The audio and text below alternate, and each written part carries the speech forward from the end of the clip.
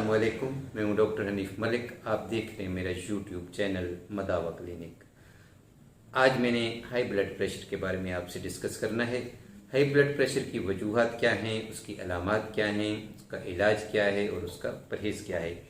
इन चारों चीज़ों पे मैंने आज फोकस करना है और आपके साथ ये नॉलेज शेयर करना है। अच्छा, इसकी वजूहात तो वैसे तो काफ़ी सारी, लेकिन मैंने कॉमन और जो मोटी मोटी हैं वो बतानी है। पहली वजह तो है आपकी खुराक आप जिसमें स्पाइसी चीज़ें, ज़्यादा तेज़ नमक मिर्च मसालेदार चीज़ें खाने से भी आपका ब्लड प्रेशर बढ़ता है।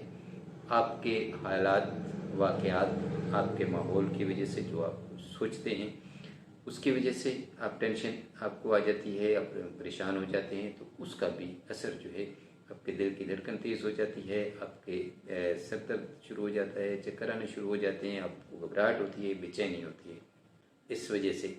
और दूसरा जो है, आप जिस माहौल में रहते हैं, फर्ज करें वहाँ का टेम्परेचर ज़्यादा है, फैक्ट्रियों में जैसे लोग काम करते हैं या बाहर गर्मी में सहराई लोग हैं, सफ़र कर रहे हैं आप, वहाँ गर्मी ज़्यादा है, तो उसकी वजह से भी आपका ब्लड प्रेशर बढ़ सकता है। फिर आपको प्यास लगती है और ये अलामत जो मैंने अभी जिक्र किया, इस तरह अलामत ज़ाहिर होती हैं। अच्छा, ब्लड प्रेशर जो है, हाई ब्लड प्रेशर, इसकी कोई वाज़ेह अलामत तो नहीं होती जिससे आप को डायग्नोज किया जा सके बग़ैर किसी चेकअप के। तो उसके चेकअप के लिए, जैसे कि आपको पता है कि हाई ब्लड प्रेशर या लो ब्लड प्रेशर चेक करने के लिए मशीन होती है, तो वो चेक करती है, तो उससे पता चलता है कि ब्लड प्रेशर है, और है तो वो कितना है। क्योंकि नॉर्मल ब्लड प्रेशर जो है, आजकल की तहकीक जो नहीं है उसमें ये है कि 120/80 होना चाहिए। ब्लड प्रेशर दो किस्म के होते हैं, या तो हाई ब्लड प्रेशर होता है या फिर लो ब्लड प्रेशर होता है। क्योंकि आज हमारा मौजूद हाई ब्लड प्रेशर है, तो आप आज जो है मैंने इसी पे ही बात करनी है।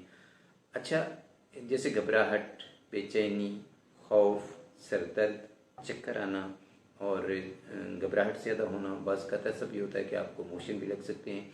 तो ये सारी की सारी अलामत जो हैं हाई ब्लड प्रेशर की हैं, और इसकी जब तक आप इसका चेकअप नहीं करवा रहे हैं, जब तक आपको डायग्नोज नहीं हो, तब तक इलाज नहीं करवाएं। अच्छा, हाई ब्लड प्रेशर अगर कभी कभार आपको हो गया है, सडनली हुआ है, एक्सीडेंटल हो गया है, तो इसमें घबराने वाली बात नहीं है। आपको ये कोई लगातार तो होना नहीं है, उस वक्त हो गया, ठीक हो गया तो बस ठीक है। हाँ, अगर आप ब्लड प्रेशर के लिए फिक्रमंद हैं, तो फिर आप 8-10 दिन कंटिन्यू जो है आपका अपना ब्लड प्रेशर चेक करवाते रहें। उससे मालूम होगा कि रोज़ाना इसकी रेशियो क्या आ रही है। हाई ब्लड प्रेशर से जो खतरनाक बात है वो ये है कि अगर ज़्यादा बढ़ जाता है तो फिर जो है ब्रेन हेमरेज हो सकता है। आपने अक्सर सुना होगा कि उसको ब्रेन हेमरेज हुआ और ब्लड प्रेशर बढ़ गया किसी वजह से, तो फिर उसकी डेथ हो गई। तो ये इसकी जो है ख़तरनाक अलामत है। इसलिए इसको साइलेंट किलर कहते हैं कि अगर ब्लड प्रेशर कंटिन्यू रहता है तो फिर आपके दिमाग पे, आपकी नज़र पे, आपकी जो है दीगर बॉडी सिस्टम है उस पर इफेक्ट होता है। अच्छा, इसका इलाज जो है उसकी तरफ मैं बाद में आऊँगा, पहले मैं इसका परहेज़ बता दूँ कि वो लोग, मेरे बहन भाई जो मुझे सुन रहे हैं, उनके लिए ये कि तेज़ मिर्च मसाला और ज़्यादा नमकीन चीज़ों से परहेज़ करें, बिल्कुल इस्तेमाल करें। आपको इसकी ममानियत नहीं है, लेकिन उसकी एक लिमिट है। जैसे आप नमक डालते हैं खाने में तो कम नमक डालें, मिर्च डालते हैं तो कम डालें, और सुबह की सैर जो है ब्लड प्रेशर के लिए ज़बरदस्त फ़ायदेमंद है, इसको ज़रूर रखें। खाना खाने के बाद चहलकदमी करें और अच्छे माहौल में रहें।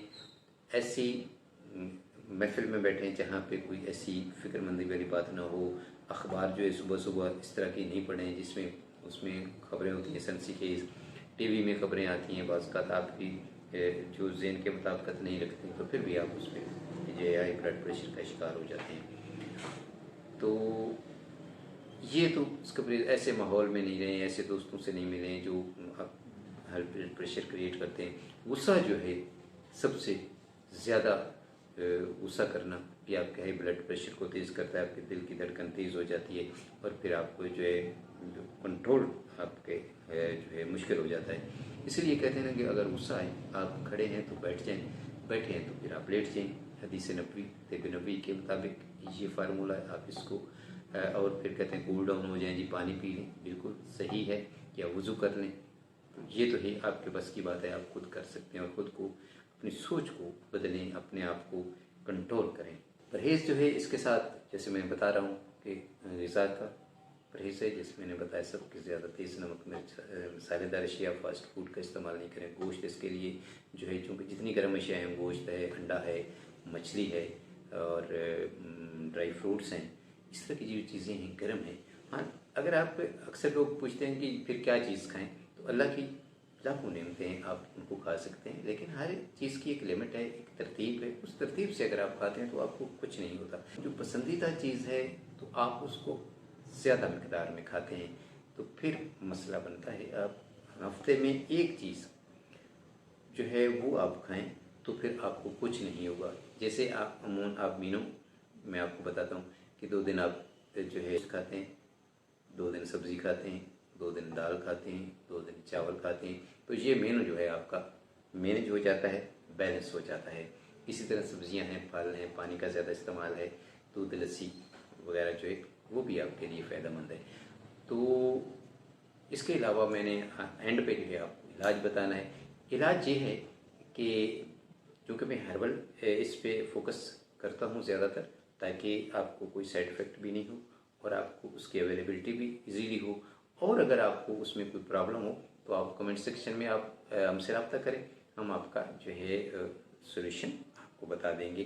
क्योंकि ये सारा कुछ हम खिदमत खल्क़ के जज्बा के तहत करते हैं कि किसी का फ़ायदा हो जाए तो हमारा जो है मेहनत वो वापस हमें वसूल हो जाती है। अच्छा, नुस्खा फिर आप जो है नोट कर लें। अगर आपको कहीं प्रॉब्लम आए तो इस वीडियो को दोबारा से सुन लीजिएगा। पहली चीज़ है इसरोल, दूसरी नंबर पर है फिलफिल स्याह, तीसरे नंबर पर है धनिया खुश्क, उस्तो कद्दूस है चौथे नंबर पर, इसके बाद अजवाइन देसी है, गुल बिनफ्शा है, संदल सफ़ेद है। ये सारी चीज़ें जो है ना आपने बराबर वज़न की ले लेनी है और इनको पीस लेना है। इसको पुड़िया बना लें या कैप्सूल भर लें, जैसे आपको अच्छा लगे। इसकी जो खुराक है, एक कैप्सूल जो है सुबह शाम ताज़ा पानी के साथ ले सकते हैं। इसके फ़ायदा ये होगा कि ब्लड प्रेशर है, बेचैनी है, खौफ है, घबराहट है, तो इसके दौरान जो है आप इस्तेमाल कर सकते हैं। और दौरान हमल जो है ब्लड प्रेशर चेक करवाते रहें। 10-15 दिन आप इस नुस्खे का इस्तेमाल करें। उसके बाद फिर आप जो है वक्फ़ा करना शुरू कर दें।